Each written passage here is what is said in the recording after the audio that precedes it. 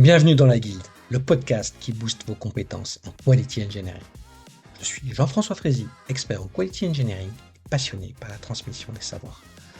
Chaque semaine, je te partage des astuces pour transformer ta façon de travailler en Quality Engineering.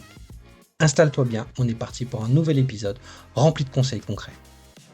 N'oublie pas de t'inscrire à ma newsletter pour recevoir du contenu exclusif et ne rien rater. Chaque semaine, je te livre des méthodes actionnables, des outils efficaces et des stratégies sur les meilleures pratiques du moment, avec des formats courts, pratiques et accessibles à tous. Alors abonne-toi maintenant pour ne rien rater. Bonjour et bienvenue dans ce dernier épisode de la mini-série de la guide sur la conduite du changement. Dans cet dernier épisode, on va parler de personnes, de compétences, de comment trouver les bons QA pour nous aider à mieux aider, à transformer et à accélérer cette transformation dans les équipes. Nicolas, merci d'être là encore pour ce dernier épisode et de nous partager ton savoir et tes retours d'expérience. Donc, on va parler un peu plus d'une dimension humaine sur comment bien recruter, bien identifier, bien avoir les profils QA qui vont aller dans la transformation culturelle qu'on veut mettre en place. C'est pas quelque chose de facile. Tu as été aussi manager dans tes différentes expériences que tu nous as dit dans le premier épisode. Aujourd'hui, c'est quoi pour toi les bons critères pour identifier un QA pour t'aider dans une transformation et dans une conduite du changement autour de la qualité logicielle? Oui, c'est quoi les critères? C'est une question de recruteur. C'est souvent des questions qu'on entend comme ça. Effectivement, j'ai été manager, j'ai énormément recruté. Comme je travaillais dans des startups, il fallait faire grandir les équipes, il fallait recruter des nouveaux QA tout le temps pour les nouvelles équipes. Et dans ce cadre-là, c'est parfois difficile de trouver des bons profils, et pas en termes d'expertise, mais surtout en termes de façon de travailler et de personnes qui vont s'adapter dans ces contextes-là. Ça peut être assez difficile à trouver. Et encore une fois, comme pour tout le reste, j'ai pas mal tâtonné, j'ai pas mal essayé de mettre en place des pratiques, de m'améliorer dans mes recrutements. Notamment, il y a eu à l'époque, dans les startups, il y avait le fait d'avoir plein d'étapes pour recruter. Parfois, il y avait jusqu'à 5 ou 6 entretiens pour recruter une personne. Et, euh, et moi-même, parfois, je faisais 2 entretiens avec chaque candidat. Ça pouvait en total durer jusqu'à 2h30. Et finalement, l'idée, c'est de essayer de pas se tromper, de trouver la bonne personne et de gagner du temps. Parce que après, si on recrute la mauvaise personne, c'est comme si on mettait un bug en prod. Après, c'est beaucoup plus long de revenir en arrière. Donc voilà, pour répondre à ta question, quels seraient les critères pour moi pour recruter un bon testeur? Déjà, il faut que ce soit quelqu'un qui est curieux, qui réfléchisse. Bon, on a un peu les réponses habituelles, hein. C'est quelqu'un qui est capable de résoudre des problèmes tout seul, capable de chercher, de pas forcément attendre qu'on lui donne la solution, et qui soit capable aussi de dire quand il sait pas, de savoir accepter que il y a certaines choses qu'il sait pas, qu'il est prêt à apprendre, qu'il a envie d'apprendre. Donc voilà, d'être dans l'échange, dans la communication, vouloir apprendre, vouloir transmettre, tous ces sujets-là qui sont importants. C'est pas si facile que ça parce que on cherche de plus en plus le mouton à 5 ou 6 pattes dans la QA. On veut quelqu'un qui sache faire la stratégie, l'automatisation, avoir des très bonnes soft skills, communiquer, et donc avoir un certain niveau d'expérience, et donc potentiellement un peu d'ego qui va avec parce qu'il sait faire des choses et qui doit aussi se remettre en cause. Et c'est pas évident parce que le marché du travail a pas forcément formé correctement les QM, mais aussi on pourrait mettre ça sur tous les profils de la tech, hein. J'ai envie de dire globalement, on aimait bien mettre les gens dans des cases et un peu en mode exécutant. On dit, tu sors pas de ta case et tu fais ce que tu as à faire. Surtout si tu as travaillé dans des grands groupes et que quand tu es dans une start-up, il faut un peu être débrouillard et pouvoir pivoter et changer de façon de travailler assez rapidement en fonction de l'organisation et où va aller le business de la start-up. Et c'est aussi quand même aussi un challenge, c'est recruter en start-up et recruter dans une PME ou une grande boîte. On cherche pas Enfin, on cherche les mêmes compétences, mais on cherche pas forcément les mêmes profils. Je sais pas si tu vois ce que je veux dire, Nicolas. Oui, effectivement. Moi, dans mes contextes, je recrute souvent une équipe. Je recrute plusieurs QA. Et les QA, comme tu dis, les moutons à cinq pattes, ça n'existe pas. Même souvent, les moutons à quatre pattes, ça n'existe pas. Ouais. Ils savent pas forcément tout faire. Et parfois, on perd beaucoup de temps à essayer de trouver le bon profil pour telle compétence ou même pour tel background d'expérience. Et donc, moi, ce que j'essaye de faire dans ces cas-là, c'est d'essayer de recruter des équipes, des membres d'une équipe qui sont complémentaires entre eux.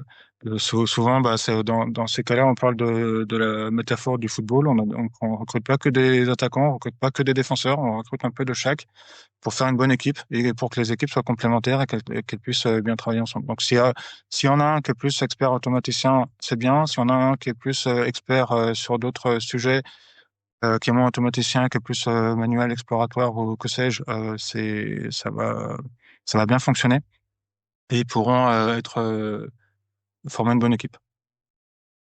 Ouais. Moi, ce que j'aimais bien aussi parce que moi aussi, j'ai été recruteur et j'ai créé des équipes, euh, c'est, c'est pas prendre que des experts. C'est aussi prendre des profils juniors, un junior. Quand je dis entre 1 et 3 ans d'expérience, globalement. Pourquoi? Parce que lorsqu'on veut mettre en place des nouvelles pratiques, il n'y a pas d'a priori. Ils en ont pas vu. Et c'est plus facile de les mettre dans un nouveau moule que des gens qui vont avoir eu l'habitude de travailler quand tu veux faire quelque chose de totalement différent. Et je trouve que c'est intéressant, cette de fois, et d'avoir des équipes qui sont un peu panachées. Je sais qu'aujourd'hui, tout le monde cherche des gens qui ont au moins 5 ans d'expérience. Mais le problème, c'est que si on ne recrute pas de juniors, ben, on n'aura pas de futurs experts. Donc ça, c'est un peu de challenge. C'est pas toujours le rôle de toutes les entreprises de pouvoir le faire. Tout le monde n'a pas les mêmes objectifs business et les mêmes impacts financiers. Et moi, je trouve que des fois, c'est plus facile d'encadrer une équipe avec des différents niveaux de connaissances et de seniorité plutôt que d'expertise. Et ça, c'est intéressant que des fois recruter que des experts, des fois, c'est pas toujours facile. Manager une équipe d'experts, il faut pouvoir le mettre en place et gérer aussi les différents égos au quotidien. Oui, tout à fait. C'est important d'avoir les deux, d'accompagner, de faire monter en compétences. Voilà, que ce soit sur des sujets d'automatisation, des sujets de pratique de test. C'est bien d'avoir des jeunes. J'ai recruté aussi des très jeunes, pas en termes d'âge, mais en termes d'expérience, des premières expériences dans le milieu du test ou des deuxièmes expériences, ce qui est un petit peu pareil, ce qui fait que bah, il faut beaucoup les accompagner et c'est encore plus difficile lors des entretiens de sélection d'arriver à trouver le bon profil, la personne avec la bonne réflexion, tout en sachant qu'il va pas forcément connaître toutes les pratiques et toutes les techniques et toutes les façons de travailler d'un testeur senior. Oui, oui, mais après, des fois, on est. Moi, j'ai été surpris par certains profils juniors, hein. Des fois, j'ai été des gens qui avaient même pas 2 ans d'expérience, qui me parlaient sur les sujets d'automatisation, de design pattern, de problématiques que je voyais rarement chez les seniors. Donc, des fois, voilà, la curiosité, c'est pas une quelque chose d'expérience, c'est aussi une question de. Il y en a qui sont plus d'autres que d'autres naturellement, mais je pense que c'est comme toute compétence, ça se travaille et il faut mettre comment dire, le cadre pour pouvoir y arriver. Et après, c'est pas parce qu'on recrute que ça suffit. Il y a quand même l'accompagnement, l'onboarding, la formation continue à prendre en compte pour qu'on ait des QA qui puissent rentrer dans le moule et puis et finaliser cette conduite du changement. C'est pas juste, t'arrives et débrouille-toi. C'est quand même super important l'onboarding et la formation continue. Je sais pas quel est ton point de vue là-dessus, Nicolas. Oui, effectivement, il faut accompagner, il faut mettre en lien les gens les uns avec les autres, que ce soit dans les QA ou avec les autres métiers. C'est important, faire de la formation On vit dans un pays merveilleux, faut pas l'oublier. C'est pour pouvoir faire de la formation continue et faire des reconversions, c'est des choses qui existent encore en France. Et moi-même, j'en ai profité d'ailleurs il y a une quinzaine d'années. Donc, on peut se former, on peut faire des pratiques. Il y a 3 ans, par exemple, je me suis formé sur Scrum, j'ai appris plein de choses. Donc, c'est des choses qui étaient payées dans le cadre de ma formation continue. Donc toutes ces choses-là, c'est des choses importantes. Faut les pousser, faut les encourager. Et et voilà, c'est bien de toujours proposer des pratiques dans le cadre du travail et puis dans des formations qu'on peut faire. Tout à fait. Bah, c'est un très beau mot de la fin de voilà. On peut se former, c'est très bien. Maintenant, je pense qu'il faut que les entreprises continuent de recruter ce type de profil, junior reconverti. Je sais que sur les derniers temps, c'était un peu plus compliqué, mais moi j'ai bon espoir que ça reparte de façon positive en 2026. On puisse avoir plein de profils divers et variés qui vont nous apporter dans la tech et forcément dans l'actuel. Je te remercie Nicolas pour cet échange passionnant. Je sais que tu étais beaucoup pris pour pouvoir enregistrer cette session-là. Donc merci Nicolas, merci à vous de nous avoir écoutés et je vous dis à tous à très bientôt sur la Guilde. Merci, à bientôt.